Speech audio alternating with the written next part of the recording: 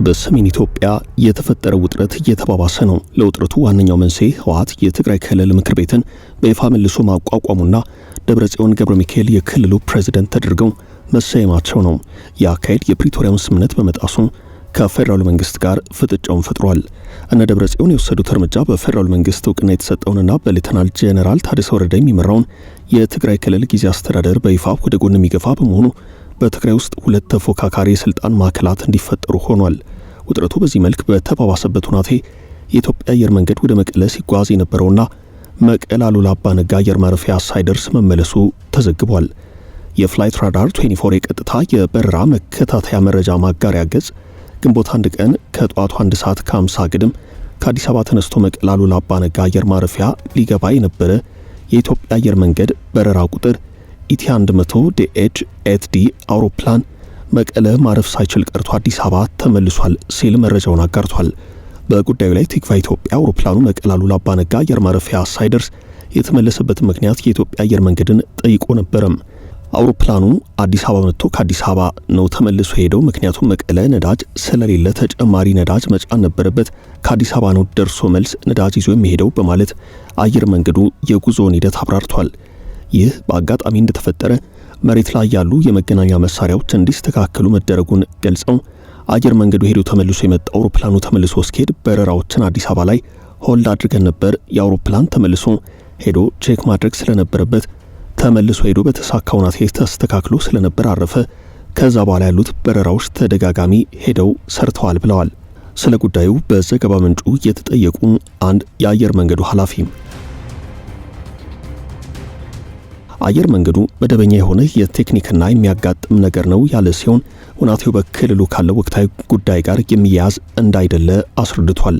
ሆኖም በአየር መንገዱ በኩል ማብራሪያ እስኪሰጥ ድረስ ብዙዎች ጉዳዩን ከትግራይ ወቅታዊ ሁናቴ ጋር አያይዘውታል። ህወሓት በአየር ማረፊያው ላይ ችግር የሚፈጠር ከሆነ ጉዞ ሊስተጓጎል ይችላል ተብሎ ነበርም። ከዚህ ጋር በተያያዘ በአጠቃላይ የትግራይ ጉዳይ የፌደራል መንግስትን እርምጃና የነደብረጽዮንን መውጫ ፍለጋ እንመለከታለን። ሜሪት ፕሮፐርቲስ ከ1.7 ሚሊዮን ብር ሙሉ ክፍያ ጀምሮ ዘመናዊ ንግድ ሱቆችን በመሃል መርካቶ ተክለ ሃይማኖት አቀረበ። ጂ+4 ዱባይ ሞል ስታንዳርድ የሆኑት ሞሎች ከ11 ካሬ እስከ 2000 ካሬ አማራጭ ያላቸው ሲሆን ከ440 ሺህ ብር ቅድመ ክፍያ ጀምሮ በአንድ ዓመት ጊዜ ውስጥ ይረከባሉ። በተመሳሳይ በመሃል ፒያሳ አራዳ ፓርክና ፍሬንድሺፕ ፊት ለፊት እስከ 30% ቅናሽ የተደረገላቸው መኖሪያ ቤቶችንም ማክለናል። ባለ 1 መኝታ በ4.2 ሚሊዮን ሙሉ ክፍያ፣ ባለ 2 መኝታ በ8.3 ሚሊዮን ሙሉ ክፍያ፣ ባለ 3 መኝታ በ11.3 ሚሊዮን ሙሉ ክፍያ። አሁኑን ይደውሉ። ስልክ 0961172493 0993472559 ሜሪት ፕሮፐርቲስ። የህወሓትና የመንግስት እርምጃም በሰሜን ኢትዮጵያ ለ2 ዓመታት ያህል የተካሄደው ደም አፋሳሽ ጦርነት የቆመው በፕሪቶሪያው ስምምነት መሰረት ነው። በዚህ ስምምነት ውስጥ ደግሞ አንድ ወሳኝ አንቀጽ ነበረም። ህወሓት ትጥቅ ይፈታል የሚል ሐሳብ የሰፈረበት አንቀጽ። በኋላ በተግባር የታየውም ይህ ነው። ከህወሓት ጠባይ አንጻር በስጋት ይታይ ነበረም ይህ አንቀጽ ተፈጻሚነቱ እስከምን ድረስ ይዘልቃል የሚለው። በተለይ ህወሓት ለሁለት ከተከፈለ በኋላ በደብረጽዮን የሚመራው የህወሓት ክንፍ ትጥቅ ከመፍታት በተቃራኒ ትጥቅ ሲታጠቅና ኮማንዶ ሲያሰለጥን ቆየም። ህወሓትም በተመሳሳይ በፕሪቶሪያው ጉዳይ ዙሪያ የፌደራል መንግስት ተወቃሽ ያደርጋል። በተለይም የተፈናቃዮች አለመመለስ፣ የትግራይ የግዛት ይዞታ አለመጠበቅ ዋነኛው የፕሪቶሪያው ስምምነት ጥሰት ማሳያ ነው ብሎ ይጠቅሳል። ከፕሪቶሪያው ስምምነት ውጤቶች መካከል የህወሓት አመራሮች ክፍፍል ብቻ ሳይሆን የህወሓትና የጊዜ አስተዳደሩ ልዩነት አንደኛው ነው። በአሁኑ ሰዓት የሚታየው የስልጣን ሽኩቻ መነሻው በፌደራል መንግስትና በህወሓት መካከል የተፈረመው የፕሪቶሪያው ስምምነት በኋላ የተፈጠረው የፖለቲካ ሽግግር ነው። ስምምነቱ ጊዜያዊ አስተዳደሩ ክልሉን እንዲያረጋጋና የመልሶ ማቋቋም ስራዎችን እንዲመራ ስልጣን ስለሰጠው በህወሓት አመራሮችና በጊዜያዊ አስተዳደሩ ባለስልጣናት መካከል በሂደቱ ላይ ውጥረት መንገስ ጀመረም። የህወሓት አመራሮች የፌደራል መንግስት ጊዜያዊ አወቃቀሩን የክልሉን ራስን የማስተዳደር መብት ለማዳከም እየተጠቀመበት ነው ሲሉ ይወቅሳሉ። ለህወሓትና ፌደራል መንግስት ድልድይ የሆነው ጊዜያዊ አስተዳደሩ ይህን የሚሉትን የህወሓት ሰዎች ተቃውሞ ተከታታይ መግለጫ ያወጣ ነበረም። ጉዳዩን በገለልተኝነት የሚመለከቱ በክልል ውስጥ ያሉ ተቺዎች ደግሞ ህወሓት የፖለቲካ ምህዳሩን ለብቻው ለመቆጣጠርና አማራጭ ድምጾችን ለማፈን እየሞከረ ነው በማለት ሰላማዊ ትግል ያስቀድማሉ። ህወሓት ደግሞ ተቃዋሚዎቹን እንደ ጠላት ቆጥሮ ባንዳ ሲላቸው ቆይቶ መጨረሻ ላይ መፈንቅለ መንግስት አድርጓል። ፓርቲው በአክሱም ከተማ ባካሄደው ስብሰባ የፓርቲው አመራሮችና የትግራይ ኃይላት ከፍተኛ ወታደራዊ አዛዦች ተገኝተው ነበረም። እንደገና ተመልሶ በተካሄደ ስብሰባ የ2012 ምክር ቤት ለመመለስ የሚያስችል ውሳኔ ተላለፈም። ከዚያም የ2012 ምክር ቤት በ2.8 ሚሊዮን ህዝብ የተመረጠ በመሆኑ ብቸኛ ህጋዊ ስልጣን ነው በማለት የፌደራሉ መንግስት የጊዜ አስተዳደሩን ዘመን ማራዘሙን ውድቅ አድርጓል። በዚህ መሰረት ዳግም የተሰየመው ምክር ቤት ደብረጽዮን ገብረ ሚካኤልን የክልሉ ፕሬዝዳንት አድርጎ ሾሟል። ከሹመቱ ጋር ተያይዞ ደብረጽዮን ባሰሙት ንግግር እርምጃው የክልሉን ተቋማዊ ክብር ለመመለስ የተካሄደ ነው ብለዋል። ፕሬዝዳንቱ አከል አድርገው የፕሪቶሪያው ስምምነት ዓላማ ህገ መንግስታዊ መብቶችን መመለስ እንጂ ክልሉ ላልተወሰነ ጊዜ ተወካይ ባልሆነ ጊዜያዊ አስተዳደር ማቆየት አይደለም ብለዋል። እንደ ባይቶና፣ ስምረት፣ ሳልሳይ ወያኔ ያሉ ተቃዋሚዎች ደግሞ የ2012 ምርጫ ዘመን በማለፉ ለ2018 አስተዳደር ህጋዊ መሰረት ሊሆን አይችልም ሲሉ ይሞግታሉ። እስካሁን ይፋዊ ምላሽ ያልሰጠው የፌደራሉ መንግስት ቀስ በቀስ እርምጃዎችን እየወሰደ እንዳለ እየተነገረ ነው። የፌደራሉ መንግስት በህወሓት ላይ የሚወስደው እርምጃ ሁለት አይነት መልክ ሊኖረው ይችላል። አንደኛው ህወሓት የፕሪቶሪያውን ስምምነት ጥሶ ጊዜያዊ አስተዳደር ማፍረሱን ለዓለም አቀፉ ማህበረሰብ ማሳወቅ ነው። መንግስት ይህንን እያሳወቀ ያለው በመግለጫ ሳይሆን በሚስጥራዊ መንገድ ነው ተብሏል። የጠቅላይ ሚኒስትር አብይ አህመድ የምስራቅ አፍሪካ ጉዳዮች አማካሪ ሚኒስትር አቶ ጌታቸው ረዳ በዲፕሎማሲ በኩል የመንግስትን አቋም እያስረዱ ነው። በእንግሊዝኛ የሚያስተላልፉት መልእክት የዲፕሎማሲው ትግል አንደኛ ማሳያ ተደርጎ ተወስዷል። አዲስ አበባ ከሚገኙ የዓለም አቀፉ ማህበረሰብ አካላት ጋር እየተነጋገሩ ነው። በቅርቡ የአሜሪካ መንግስት ዲፕሎማቶችን ወደ መቀለ ልኮ የህወሓት አመራሮችን አስጠንቅቆ ነበርም። ከዚያ በኋላም ብዙም ለውጥ አልታየም። ውጥረቱ እየተባባሰ መጥቷል። ሁለተኛው የፌደራሉ መንግስት እርምጃ ህግ ማስከበር ሊሆን ይችላል ተብሏል።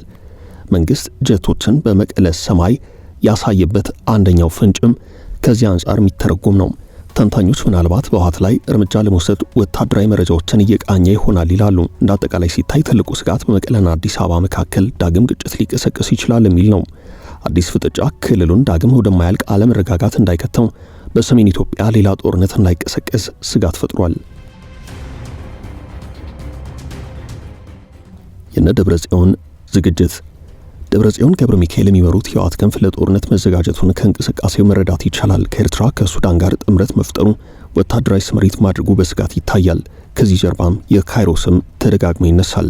ህወሓት ከሱዳን ጦርና ከኤርትራ ጋር ተጣምሯል በሚል በፌደራሉ መንግስት በተደጋጋሚ ወቀሳ ይቀርብበታል። በዚህ ምክንያት የፌደራሉ መንግስት በህወሓት ላይ እርምጃ የሚወስድ ከሆነና ጦርነት ከተቀሰቀሰ በሚል እነ ደብረጽዮን በአስመራና በካርቱም የጉዞ ሰነድ ፓስፖርት በመጠየቅ መውጫ መንገድ እየፈለጉ መሆናቸውን የሚያሳዩ ዘገባዎች አሉ። ህወሓት የ17 ዓመታት የትጥቅ ትግል ባደረገበት ወቅት የትግሉ መሪ ከነበሩት መካከል እነ መለስ ዜናዊ የሶማሊያን ፓስፖርት ይጠቀሙ እንደነበር ከዚያ ጋር የተያያዙ የታሪክ መረጃዎች ያሳያሉ።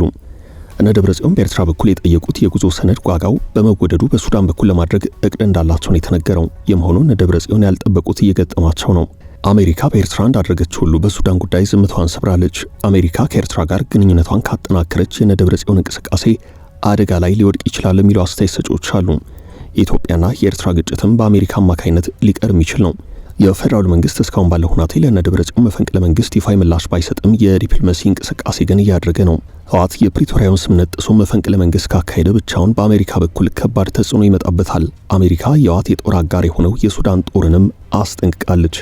አሜሪካ ህወሓትን በመቀለ እንዳሳሰበች ሁሉ በአራት ኪሎ በአስመራና በካርቱም በአጠቃላይ በቀጠናው በሚታየው አዲስ ኃይል አሰላለፍ የጦርነት ስጋትን ለመቀነስ በምታደርገው ጥረት ማሳሰቢያ እየሰጠች ነው። የሱዳን ጦርነት ወደ የውክልና ጦር ሜዳነት እየተቀየረ መሆኑን በመግለጽ ሌሎች ሀገራት ግዛታቸው ለጦር መሳሪያ ዝውውር እያመቻቹ መሆኑን ገልጻለች።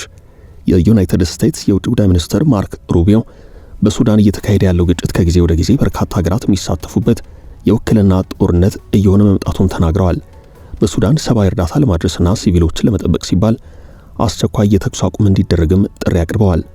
ሚኒስትሩ በጣሊያን ከርዕሰ ሊቃነ ጳጳሳት ፖፕ ሊዮ 14ኛ ከጣሊያን ባለስልጣናትም ጋር ከተነጋገሩ በኋላ በሰጡት መግለጫ ነው የሱዳንን ጉዳይ ያነሳሱት። ሀገራቸው አሜሪካ ግጭቱን ለማስቆም ኳርት በሚባለው የዲፕሎማሲ መንገድ ጥረቷን እያጠናከረች መሆኑን ተናግረዋል። በግልጽ እንደሚታየው ሱዳን በተወሰነ መልኩ በጦርነቱ ውስጥ ከሚሳተፉ የተለያዩ ወገኖች ጀርባ ባሉ በበርካታ ሀገራት መካከል የውክልና ጦርነት ተሳትፎ የሚደረግባት ሆናለች ብለዋል። ሩቢዮ የጦር መሳሪያ ማዘዣ ያሏቸውን ሀገራት በስም አልጠቀሱም። በአጠቃላይ በቀጠናው ሰላም ለማምጣት ዩናይትድ ስቴትስ አስተማማኝ የሰብአዊ ኮሪዶር ለመክፈትና እርዳታ ለማከፋፈል የሚያስችል የተኩስ አቁም ስምምነት እንዲደረግ ቅድሚያ ሰጥታ እየሰራች መሆኑን አስረድተዋል። በቅርቡ የወጣውን የመሪዎች መግለጫ በማጣቀስም አሁን ትኩረት መደረግ ያለበት የገቡትን ቃላት ወደ ተግባራዊ እርምጃ ለመለወጥ መሆን እንዳለበት አሳስበዋል። ጦርነቱን የማቆሚያው መንገድ ተፋላሚዎችን የሚደግፉ ሀገራትና እንዲሁም ወገኖች ይህን ትግል ወደሚያበቃ የሰላም ስምምነት እንዲያምሩ ጫና ሲያደርጉባቸው ነው ሲሉ ሚኒስትሩ አጽንኦት ሰጥተዋል። አሜሪካ ከሱዳን በተጨማሪ የኢትዮ ኤርትራ ውጥረትን ለማርገብ ያላትን ዝግጅት እያሳወቀች ነው። ይህ በአጠቃላይ ሲታይ አሜሪካ በአፍሪካ ቀንድ በተለይም በቀይ ባህር ቀጠና በየጊዜው እየገነገነ የመጣውን የጸጥታና የደህንነት ችግር መፍትሄ ለማበጀት በምን ያህል መጠን እየተንቀሳቀሰች እንዳለች የሚያሳይ ነው። ከሰሞኑ በሮይተርስ በኩል ይፋ የሆነው ዘገባ አሜሪካና ኤርትራ ግንኙነታቸውን ካሻሻሉና በኤርትራ ላይ የተጣሉ ማዕቀቦች ከተነሱ የኢትዮ ኤርትራ ውጥረት እንዲረግብ የሚጠይቅ ሰነድ ለአዲስ አበባና አስመራ ተልኳል። ይህን ታሳቢ ያደረገ የሚመስለው የፌዴራሉ መንግስት በህወሓት መፈንቅለ መንግስቱ ላይ የሚወሰደውን እርምጃ የዲፕሎማሲ መልክ እያስያዘው ነው። ህወሓት የፕሪቶሪያው ስምምነት በይፋ መጣሱን የሚያሳይ መፈንቅለ መንግስት ማድረጉን ተከትሎ የፌዴራሉ መንግስት ጄቶችን በመቀለ ሰማይ በማብረር እነ ደብረጽዮንን ስጋት ላይ ከመጣል ባለፈ የእስካሁኑን ድርጊት በይፋ የሚያወግዝ መግለጫ ሲሰጥ አልታየም። ግራ አጋቢ ጉዳይም የዝምታ ነው። ከጀቶቹ በረራ ባለፈ እነ ጄኔራል አበባው ታደሰ ተዘጋጅተናል የሚል መልእክት አስተላልፈዋል። ትግራይ ክልል አሁንም የሪፐብሊኩ አካል ስለሆነች የፌዴራሉ መንግስት ባሻው ሰዓት በትግራይ ክልል የተካሄደውን ዘመቻ አስመልክቶ እንደ ቀደመው ጊዜ የህግ ማስከበር ዘመቻን ጨምሮ ልዩ ልዩ እርምጃዎችን የመውሰድ ህገ መንግስታዊ ኃላፊነት ስላለበት ይህን በየትኛውም ሰዓት ሊተገበር እንደሚችል በመቀለ ሰማይ ላይ ጀቶችን እንዲያንዣብቡ በማድረግ ግልጽ የሆነ መልእክት ማስተላለፉን ጉዳዩን በቅርበት የሚከታተሉ ጸሐፍት እየተናገሩ ነው።